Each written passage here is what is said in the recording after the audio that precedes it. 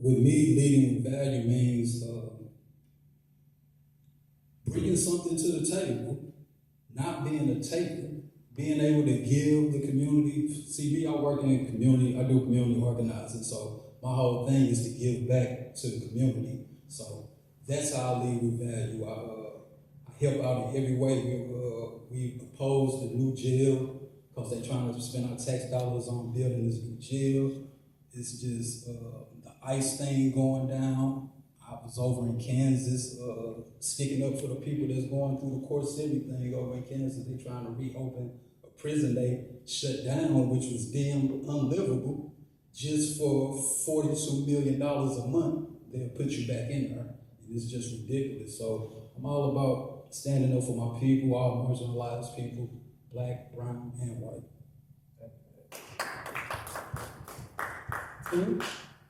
I would definitely have to agree. I feel like leading with value is definitely bringing something to the table, wanting to provide something amazing to the people, something that they can be inspired by, something that motivates them and drives them to their creative genius. Whatever it is that you want to do, whatever creative lane or what have you, I'm just wanting to make sure that whatever I'm doing inspires you to be your best self and keep showing up, keep rising to the occasion.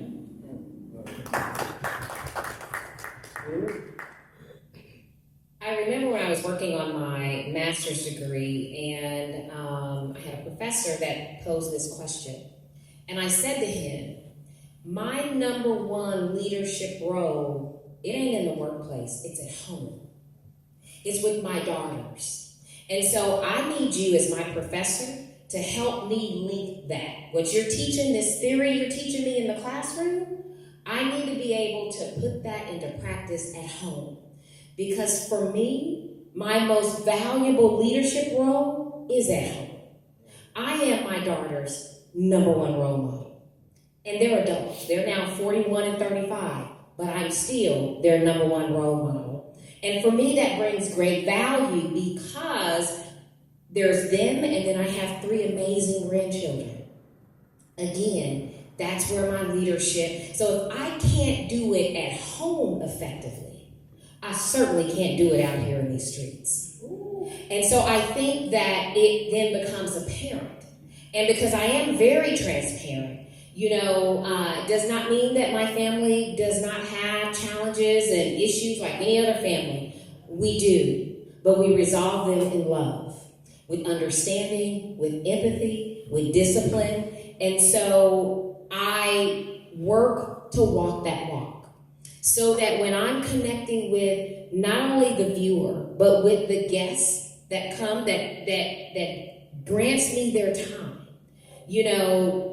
that they see that authenticity, that they feel it. And so that is, to me, that is leading with value.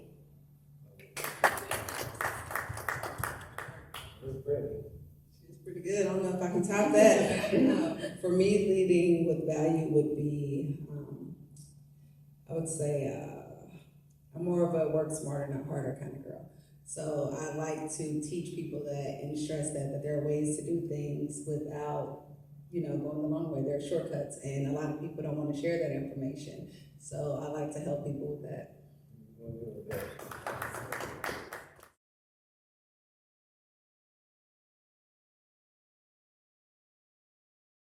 No doubt, my mother was the leader in my home. I grew up in a single parent home, and a home that overflowed with love, inspiration. My mother always told me that I could do whatever I put my mind to, and that if I didn't accomplish it, it was me that was standing in the way of it, not anybody else.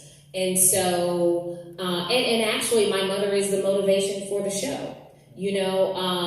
Because growing up, the kitchen was that platform. I didn't realize it then, but she used the kitchen as the platform to connect her family.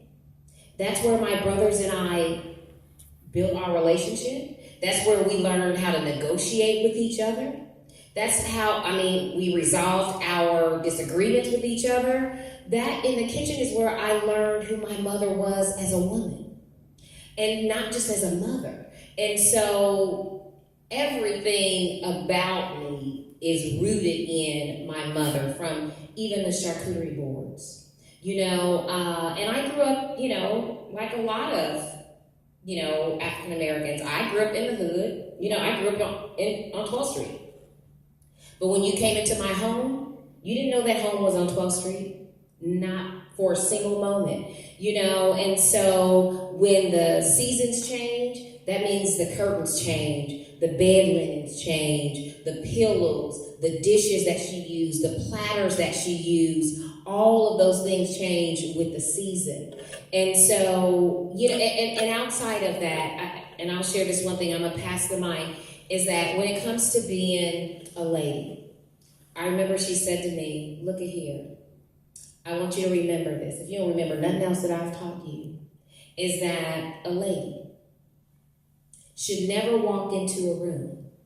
She said, I don't care what room it is. It could be the juke house, the church house, the grocery store, and more than 2 men be able to say that he knows her intimately. She said, if you ever find yourself in a situation where you walk into a room and more than 2 can say, oh yeah, I know her intimately, she said, you're doing too much. And that's a problem. And so that is a guiding principle that I have lived by.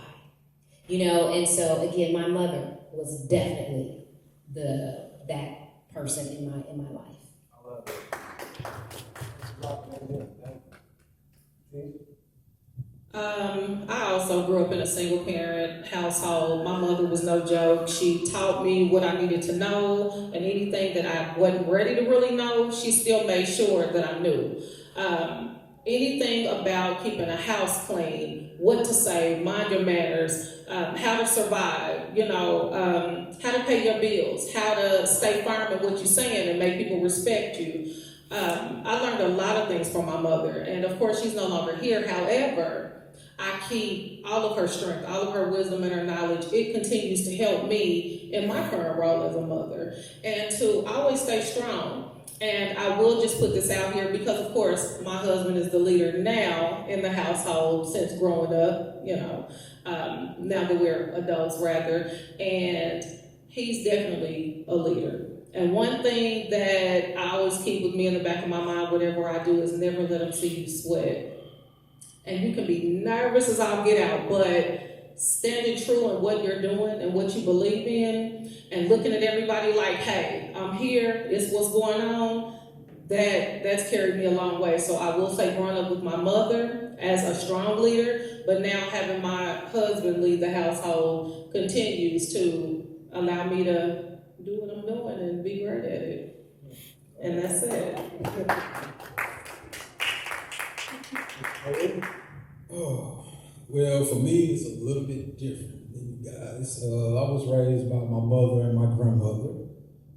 My grandmother passed, my grandmother being a leader. She was the leader, whatever she say went. But she passed when I was 11 years old, and I took that hard. My mother took it hard, and I wouldn't say I was forced onto the streets. I took onto the streets, and I was a loner. And by me being a loner, I had to develop leadership skills myself. So 16, had my first apartment, and 13 years old, I had my first car. So it was just a lot growing up as a young kid in an adult environment that was forcing me to man up and be the leader that I am today. And I don't regret any of my past decisions because it's what molded me to what I am right now.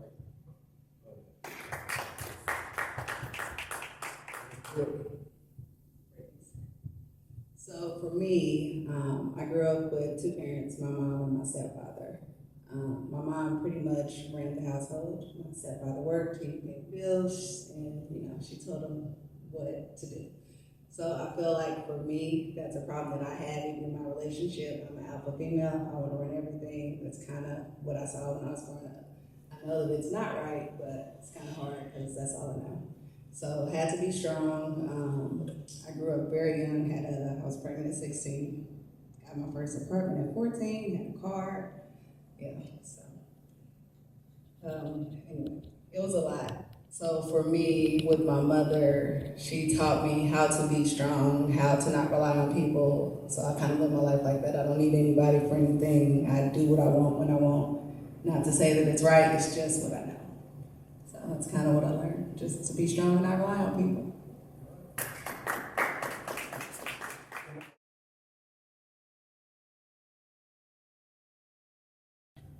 So for me, I was a teenage mother, got pregnant at 16, dropped out of school, raised my son. Then I'll say about when he turned 2, I decided I wanted to go back to school. I said, I want to get my high school diploma. I don't want my kids to tell me you didn't graduate, so why should I have to? So I made sure I did that. Then I did 2 years at a community college. I got my degree in computer science, so I was a nerd. Then after that, I did certifications. I got my A+, Net+. I'm grandfathered in, so I'm pretty good with IT stuff. Then once I started my business, I am like a serial learner. I love to learn. I'm always traveling to go learn new things. So as of now, I am still continuing my education.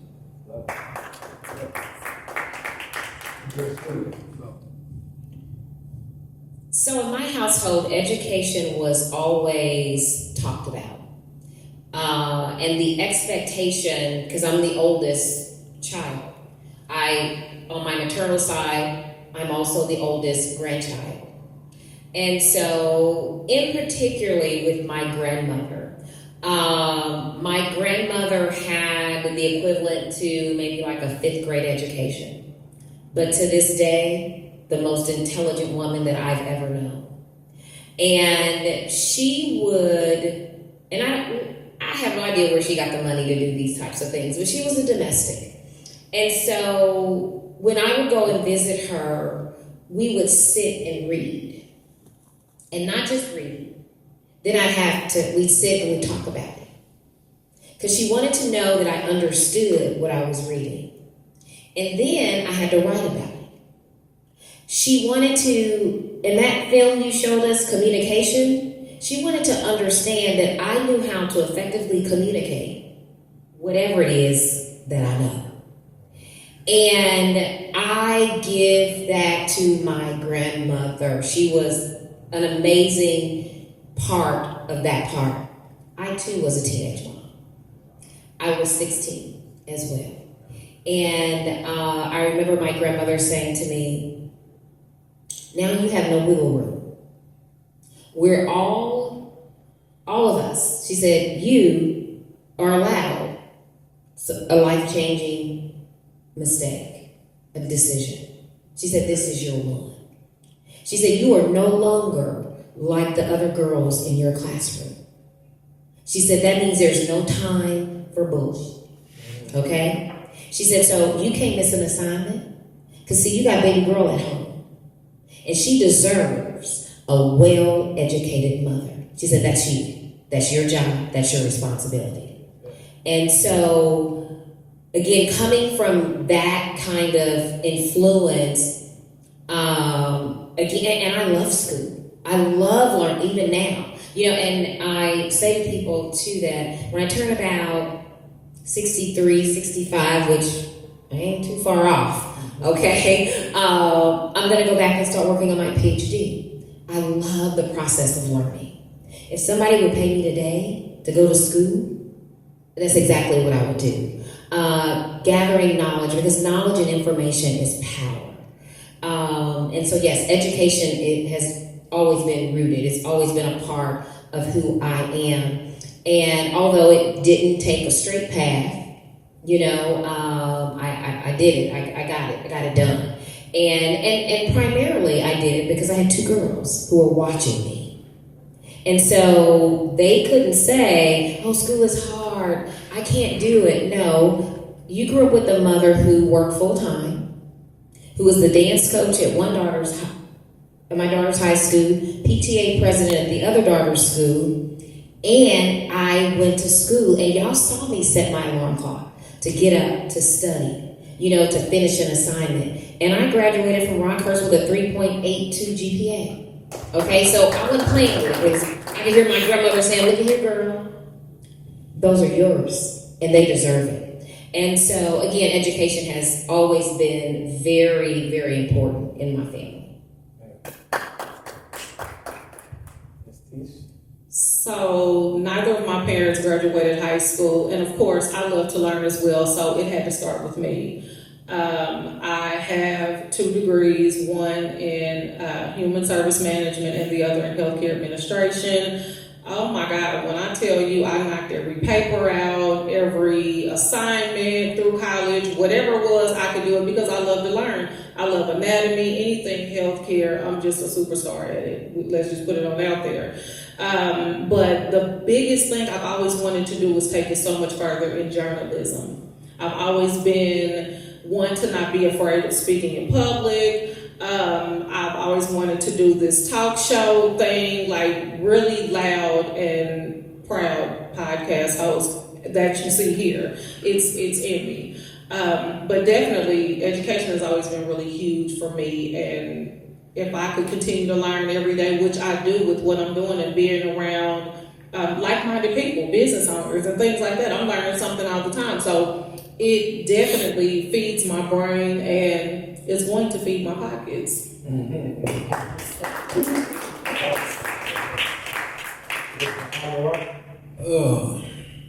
School, education in my household. My mother was pulled out of high school to take care of me. My father was a drug dealer and a hitman, so school didn't work out for him. So me, on the other hand, I was very, very intelligent as a child in school. I scored nothing less than a B, and yeah, I love school. Science being one of my favorite subjects. And unfortunately, gang activities got me put out of all St. Louis public schools, so I went back and got my GED immediately after I got put out of school because I didn't want to be a diplomatist.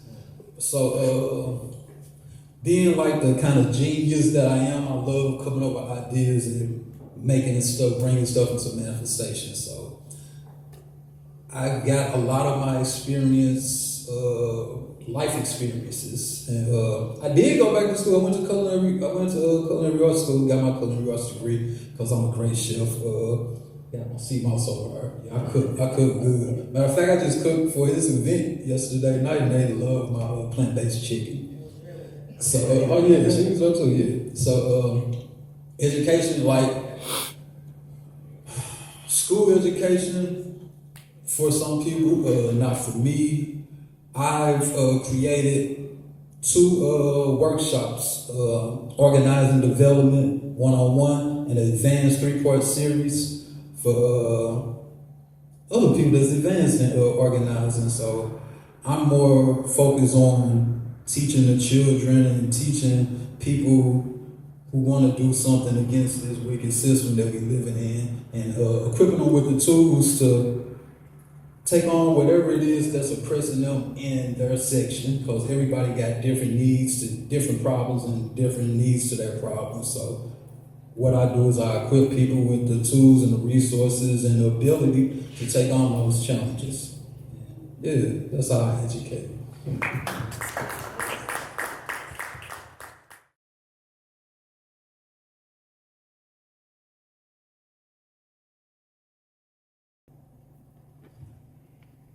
For me, I haven't experienced that here in Kansas City. So I travel a lot to learn. I do believe in community over collaboration. So I want to try to build a community and then we can collaborate, but I can't find that here. So what I do is I go to conferences a lot, and when we attend these conferences, we are all just, even though we don't know each other, you would think we've been around each other forever. We work together, we want to see each other grow. There's no competition. So I wish we had that here. It may be here somewhere and I just haven't found it yet, but I would love for that to happen. So when I think about I don't know if this is on. Okay.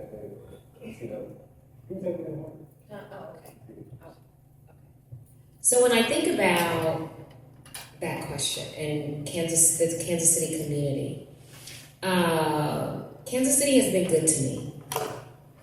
Now, are there areas that are room for growth?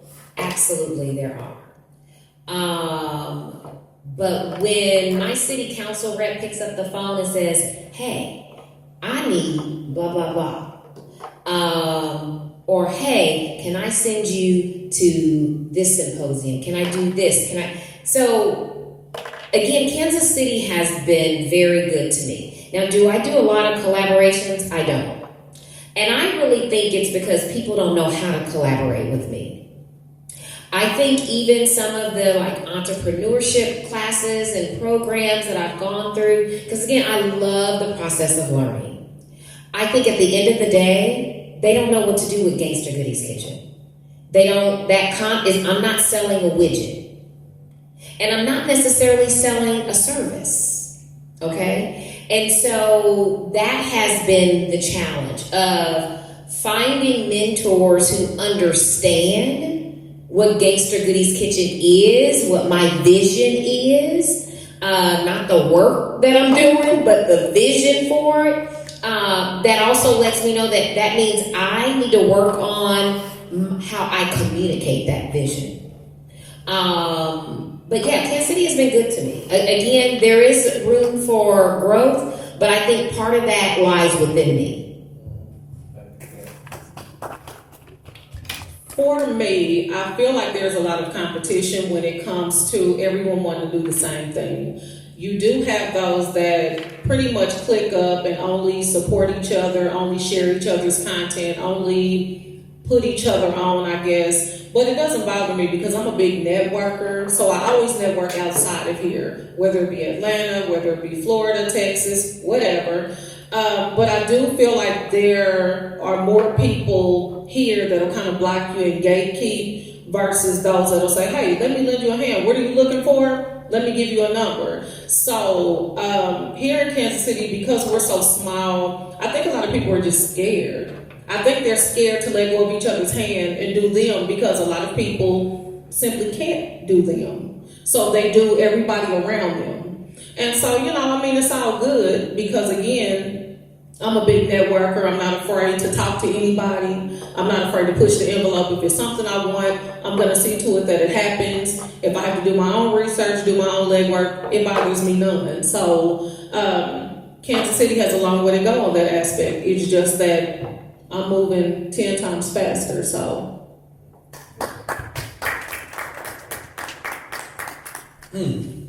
What was the question again? When it comes to the Kansas City society and leading with value, what has been your experience in Kansas City? Have you had people that lead and not give you a handout, but give you a heads up to show you how things work? What's been your experience with leadership in Kansas City? I've had, well, let me start by saying this. I've been in Kansas City a year and 2 months now. Kansas City has been good to me. Kansas City is a very safe and friendly city compared to where I came from. I love it here. I love the people. I have noticed when I first got here that I'm in an organizing community, right? So we organize totally different in St. Louis. We have an action or a movement. All the organizers coming out and we support each other. Here is like we doing our thing and we don't want y'all to know what we're doing until we're finishing doing what we're doing. Then we're gonna just roll it out and shit just don't. It's weird to me. So I decided to come up with my panel discussions to get different organizers to come together, collaborate, and it didn't work, but I gave them a platform to amplify themselves, which I see Kansas City people love to get amplified. So I get put them on my platform, let them tell their story, gave them great information. I love that part, and that's what made me roll out my podcast show. And so we're doing individual interviews now with people, and get more, they get their more time to shine. Since they like to shine, we gonna make them shine.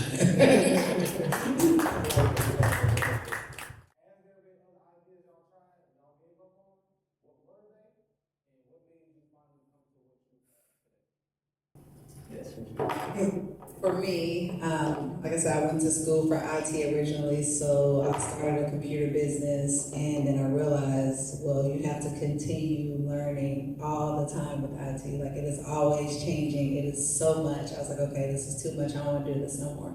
So then I stopped, but I still keep all my stuff up to date. So 2020, it was a bad year for some people. It was the best year for me.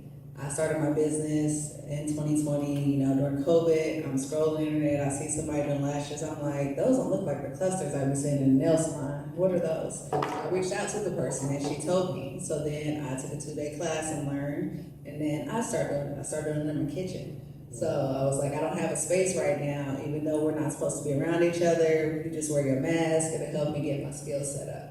So I started it that way, and then I ended up I set up my basement, moved in my basement, built my business down there. Then I ended up getting a studio. Every year I have moved to a bigger space, and I grew my space. So. Yeah, it's like all the questions we got. No, it's emotional for me. Like I said, 2020 was a hard year for a lot of people, but I used to work at Ford. I was a forklift driver I worked at Ford for 9 years. So I ended up quitting there 2 years into my business. I was terrified, like most people are, to make that decision to let go and, take a step and believe in your faith, and it worked out for me. So I built a very nice brand. I teach, like I was saying earlier, I like to share information with people. I've become an educator. So, yeah. Let me see the other one too.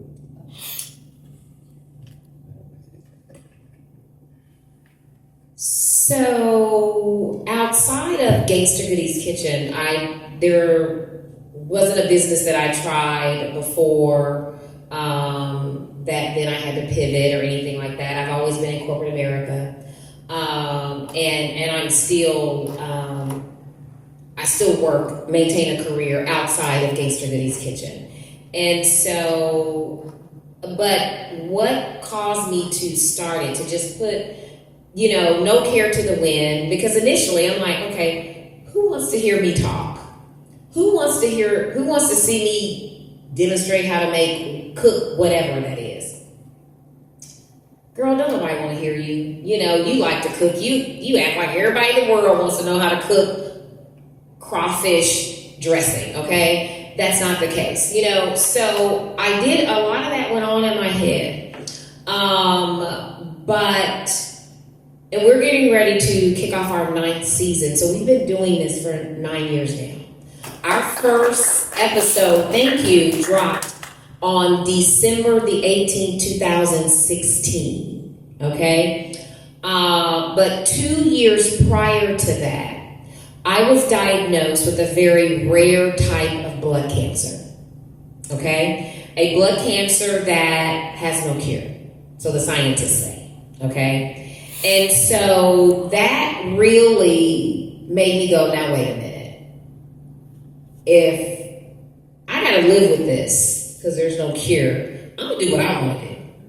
I ain't gonna be just working for somebody, because I'm sure being in those high stressful positions is what weakened my immune system for this blood cancer to come in anyway, and it's making somebody else rich, not me. Oh no, we're not doing that. So I took 2 years off to heal, and then when I did get back in the workforce, I worked for a small family-owned, Black-owned business, and I absolutely love it, and they support Gangster Goodies Kitchen every step of the way.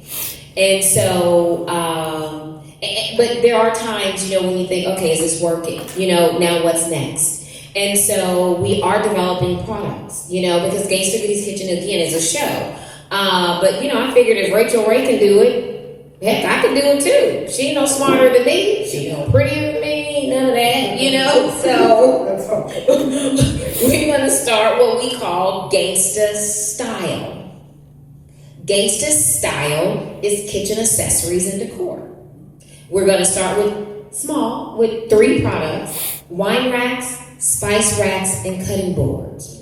I chose those 3 products because 72% of families across the country buy at least 2 of those every year. And so then we'll add table runners, placemats, pots, pans, on and on and on, you know, and then eventually we'll offer design services. So all under gangster style. So, but no starting and stopping. No, we keep, have I thought I wanted to stop?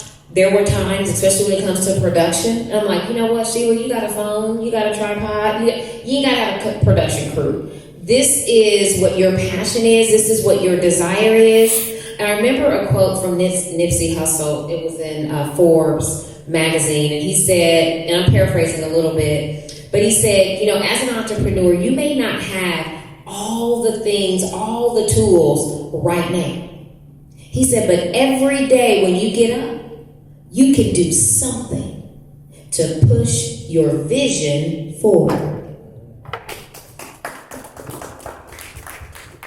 So real quick, there was never a try and fail for me. I have not tried other things in entertainment prior to beginning my podcast. Of course, I'm still in corporate America, which we want to break free from the chains. But I have so many things that I have noted and jotted down and plans and all types of things. But what I do is I keep talking to God about it because I know He's listening. So business ventures and all of that, absolutely on the table. It's just a matter of when God is ready to say go. So right now, I'm still doing my tea talks, which are my interviews. I'm still rolling out amazing guests every chance I get. I'm still networking on the side, doing whatever it takes to make this become a new reality for me. Because who wants to work for somebody making a bridge when you have a gift and it's evident? So all the plans that I have up here, as long as God says we still moving along and we're going to get there, we just going to keep jotting, noting, and implementing. And that's where I'm at with it.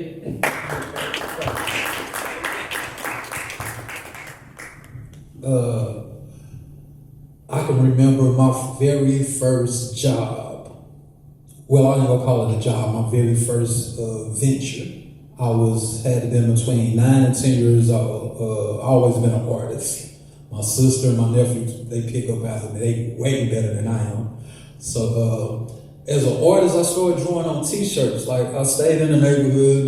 The older guys, they sold drugs and whatnot. So I used to draw Bart Simpson T-shirts with chains with their name on the chain, and I used to sell them for $20.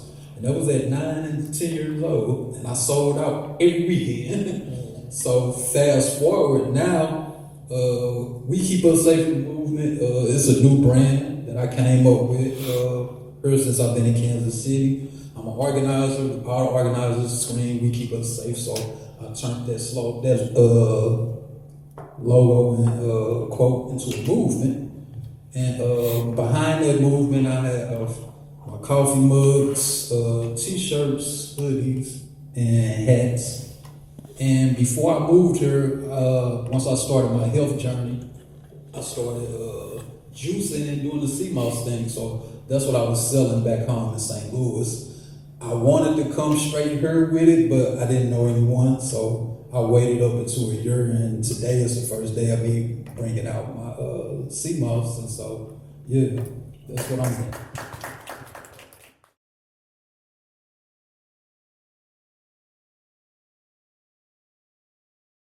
Think to win. What comes to mind? Not losing, never giving up, putting your all behind whatever it is you do and pushing it forward. Learning from your failure is not, I look at failure as a lesson to brush up, go back, do research, and tighten up so I can move forward and not make that mistake again. So that's how I utilize thinking to win. come up with great ideas. Put your heart, like I said, put your heart behind whatever it is you want to do. And everything is not just for profit. You have to love and be passionate about what it is you're doing. In order for other people to be passionate about it, you gotta believe in yourself. So that's how I think.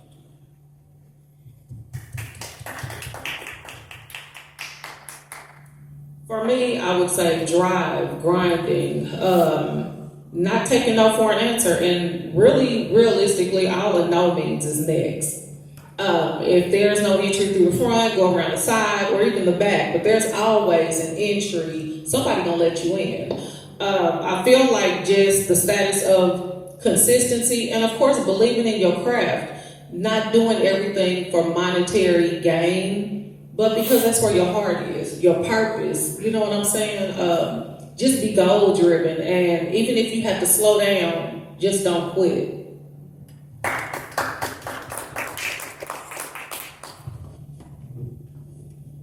So when I think about thinking to win, I'm reminded of, I'm not sure if anybody here is familiar with Abraham Hicks. Okay? And so very similar to what the second video. And we've been so accustomed to doing, you know, and so Abraham Hicks teaches that it's not in the doing. It's not in the work. It is, now she's not saying that we don't work or we're not supposed to, but how does that work make you feel? How does it make, and she makes you stop and think, Sheila, why do you want gangster goodies to be successful? Is it for the money? Or is it how it's going to make you feel? And for me, it's how it's going to make me feel. It's going to make me feel joy. I'm going to feel accomplished. And then how it makes my family feel.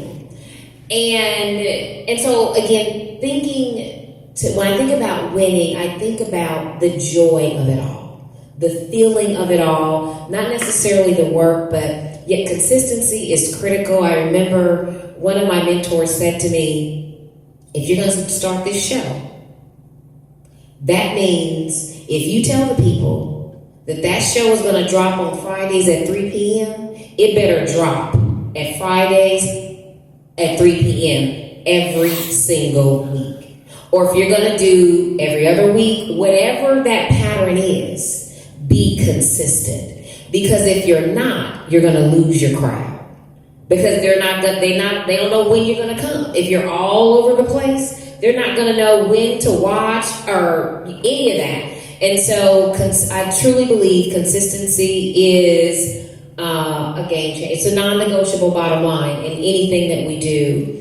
And one of my favorite mantras, and this is every day, it's all around me, is dream a big dream. This is thinking to win. Dream a big dream. Make it a memory of the future and expect a miracle.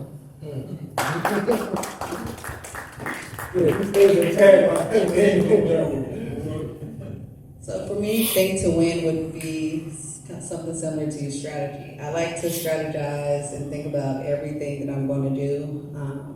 I became that way back in 2016. I gave birth to my son and I almost lost my life. Then I was diagnosed with heart failure, and I was like, I'm not going to let that define me, and there's no time to waste. So I want to make sure that I strategize every little thing that I do to get it done because of that.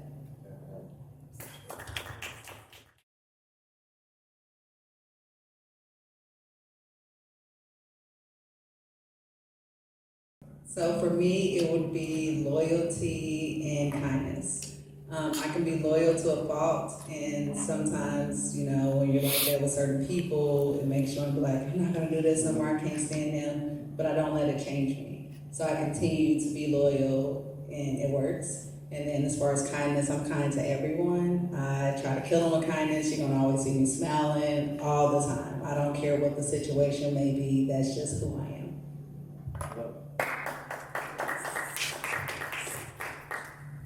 So for me, it would be respect and grit. Respect because when someone respects you, that cuts out a whole lot of mess. You're not going to have all of that. You know, or when I respect someone, you know, that means there's a certain level of trust there as well. And so, in grit, I'm not afraid to roll my sleeves up and get with it. You know, my granddaughter said to me the other day, she said, Gigi, you are always working.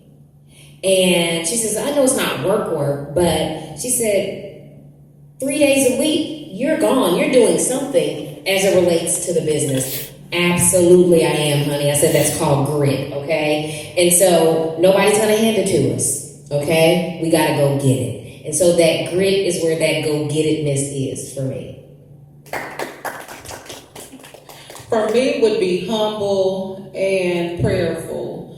I think just with the way times are, and even outside of that, just your personal relationship with God is very important. So always make sure that you are prayerful. You're talking to Him. You're thanking Him. You're coming to Him with everything, good, bad, ugly, whatever.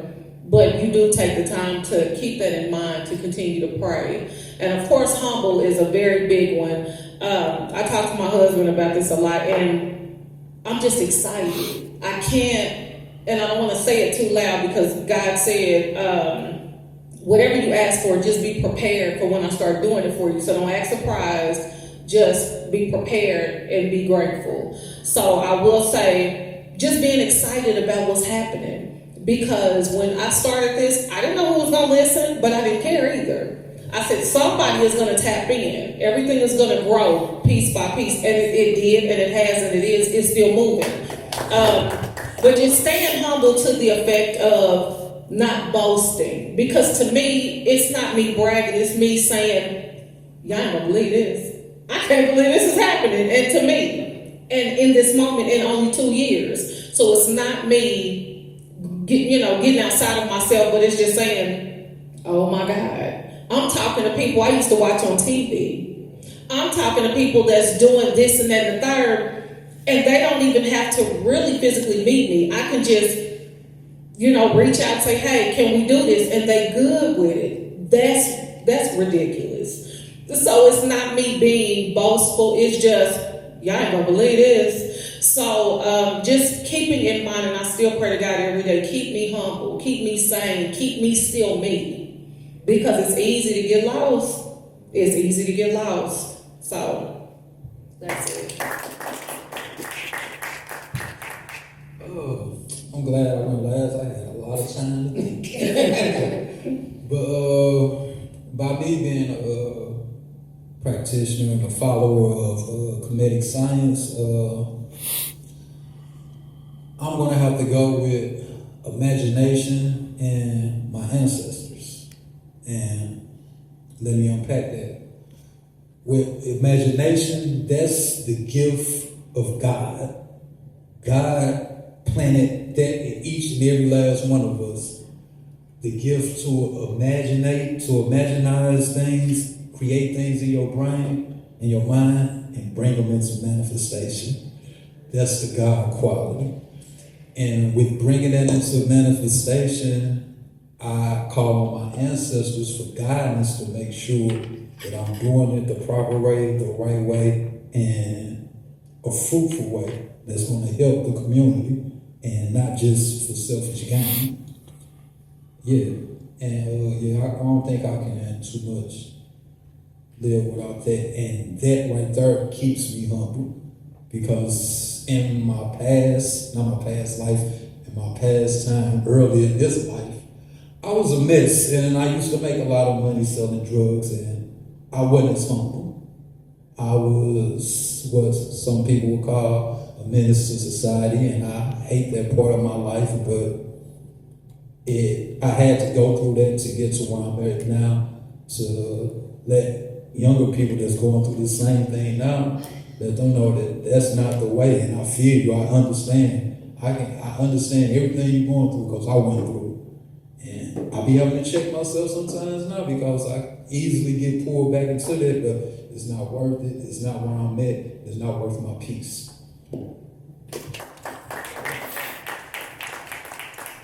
Is there any questions that y'all have for the panelists that's up here when it comes to leadership, their personal, business life, any question at all? It's not limited. Brother Warren? How y'all doing? Appreciate everybody. Anybody can answer this question. So how do you balance with your passion of what you're doing, whether it's career or your business or whatever work, you're doing it for the love of it, and that's what you want to do. And if the monetary part is not there, how do you balance that with wanting it to bring wealth and making sure it does? So just to reiterate your question, how do we balance our passion and wanting it to pretty much grow and bring in income and all that type of thing? Yes. With me, like I said, I still work in corporate America, but not just prayerful, but I actually do the work. I just keep talking to God. There's no real way to know if something is going to hit if you don't talk to Him. So I guess balancing my desire and my purpose is still tapping in to what God has to say about it. So that's how I move. So one of the ways I balance, because I learned real quick that how do shows make money? Through advertising, right? Okay, so I learned real quick, if I'm not gonna pay for this editing and videography stuff out of my own pocket, I need to figure out how some revenues can come in. But I will tell you, for probably the first 5 years, I funded it myself because that's how much I believe in it. And so that meant instead of having 3 vacations in a year, I could only have 1. Because I had to pay for all of those fees. And I was okay with it. It didn't bother me not one bit, okay? So then a mentor said to me, well, Sheila, people want to be able to taste your food.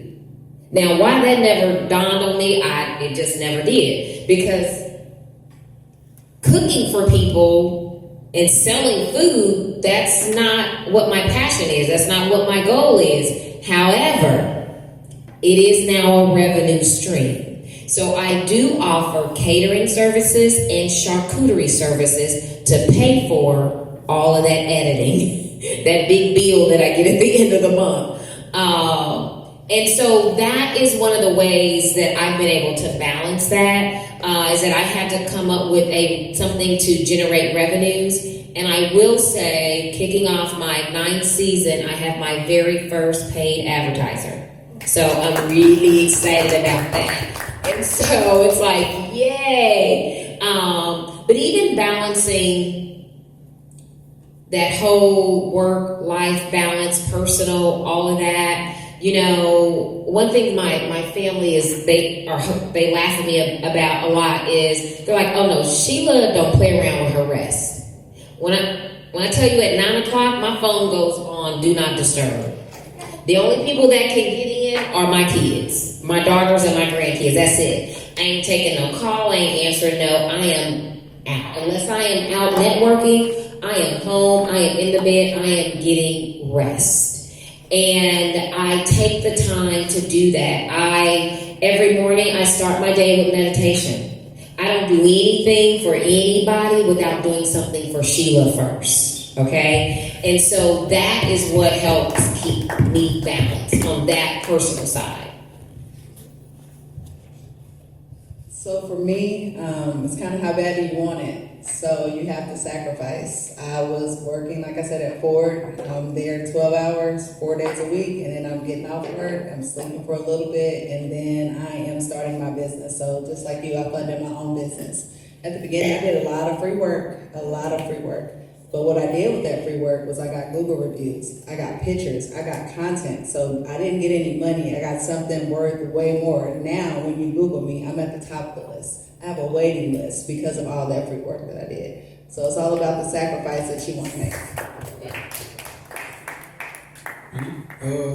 Well, for me, you know, I'm still in the beginning stages of my platform, and you've already been there from the jump. So I'm funding everything myself, but me being an organizer, we work with the resources we get. So I learned how to edit my own videos. I do all my editing. I learned all this from this guy January 31st. And now he say I'm better than him with the editing. So yeah, I do a lot of things myself, and it's just the build up. You see, I went from the panel discussion, now I'm doing a podcast, now I got merch. It's just like, I believe in it. I know it's gonna do what it's supposed to do. And I know ain't nobody here in Kansas City doing a podcast platform on the subjects that I'm doing them on. So I created my own lane, and I'm gonna benefit off of it. I know I am. Everything I touch turn to go. I know that he said that, testimony that, I don't care who I talk to, while we're running, you're gonna get some money. You're gonna get some money. I remember listening to Kevin Gates here said, man, I ain't got no plug. You put me next to the plug, I bet I can. So, yeah, I learned. So, it's systems. So I'm always gonna say that, save yourself time if you get money. The system doesn't have to be processes and technology system. The system is just your capacity. Like people mentioned rest. What's that capacity? How do you actually know your living circumstances? Like how much this costs in business, my profits and losses. Then let's talk about taxes. How much you gotta put to the side? When you start thinking about those things, really ask yourself, okay, can I raise the value of this product, this service, or can I negotiate with it, or should I turn it into a licensing deal so I can receive royalty fees, or should I hold off the business, should I make some stock investments, should I make some saving accounts, roll over fund investments? So you can have your money piling, or you can have partnerships. Me, how do I manage it all? Well, cap cut, that's getting on your own. You know what I'm saying? So start a cap cut class, you see me do that. Think to win, I charge 10 to bless you. I started off charging the panelists $100, like basically take the ticket, give it out to 10 people for free, bring them. And then I was like, I don't really want to do that because I got to rely on them now. I want to be more community based. So now I transition to workshops. So now I give business owners, influencers platforms. In exchange, the wealth and currency is the relationships. So now when they share on their platforms, I get more exposure. I share on my platforms, we get more exposure. So money comes in the back end. This one takes 1 hour and a half. Set up, production, everything, bring out the venue. That's about 3 hours and a half. That's one day, once a month.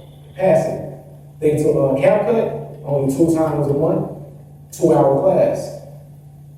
Toastmasters, being the president of that, 1 hour session, you and Toastmasters, and their relationships in the study course they're going through and success stories I'm building. I now will use that for our marketing advertising dollars for other cities and states to grow what I do. And that's a volunteer, that's non-profit. So sometimes the money, it ain't about managing your current job and the money right now. It's just planning ahead and thinking from the end in mind. That's one of the things that teaches and Think Grow Rich.